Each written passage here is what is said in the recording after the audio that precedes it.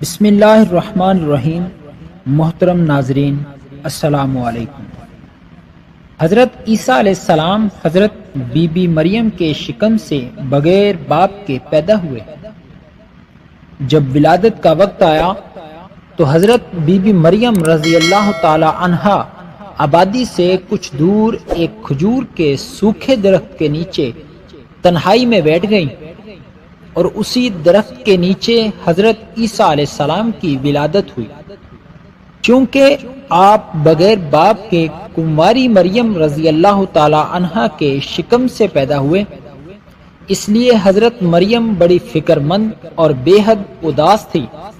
اور بدگوئی و طعنہ زنی کے خوف سے بستی میں نہیں آ رہی تھی، اور ایک ایسی سنسان زمین میں کھجور کے سوکھے درخت کے نیچے بیٹھی ہوئی تھی کہ جہاں کھانے پینے کا کوئی سامان نہیں تھا۔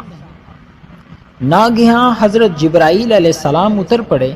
اور اپنی ایڑی زمین پر مار کر ایک نہر جاری کر دی، اور اچانک کھجور کا سوکھا درخت ہرا بھرا ہو کر پختہ پھل لایا، اور حضرت جبرائیل علیہ السلام نے حضرت مریم رضی اللہ تعالی عنہا کو پکار کر ان سے یوں کلام فرمایا۔ ترجمہ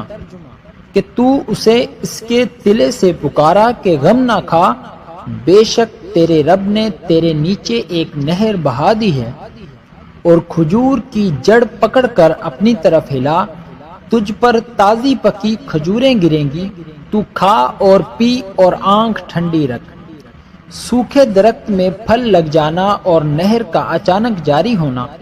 بلا شبہ یہ دونوں حضرت مریم رضی اللہ تعالی عنہا کی کرامات ہیں۔ حضرت بی بی مریم رضی اللہ تعالی عنہا جب بچی تھیں اور بیت المقدس کے محراب میں عبادت کرتی تھیں تو بغیر کسی محنت کے وہاں بلا موسم کے پھل ملا کرتے تھے، مگر حضرت عیسیٰ علیہ السلام کی پیدائش کے بعد پکی ہوئی کھجوریں تو حضرت مریم رضی اللہ تعالی عنہا کو ضرور ملی، لیکن خداوند تعالیٰ کا حکم ہوا کہ کھجور کی جڑیں ہلاؤ، تب تم کو کھجوریں ملیں گی۔ اس سے یہ سبق ملتا ہے کہ آدمی جب تک صاحب اولاد نہیں ہوتا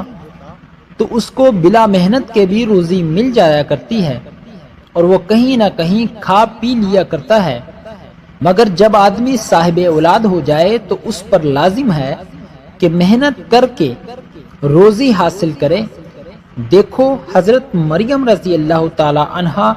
جب تک صاحب اولاد نہیں ہوئی تھی تو بلا کسی محنت و مشقت کے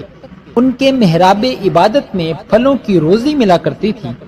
مگر جب ان کے فرزند حضرت عیسیٰ علیہ السلام پیدا ہو گئے تو اب خدا کا یہ حکم ہوا کہ کھجور کے درخت کو ہلاؤ اور محنت کرو، اور اس کے بعد کھجوریں ملیں گی۔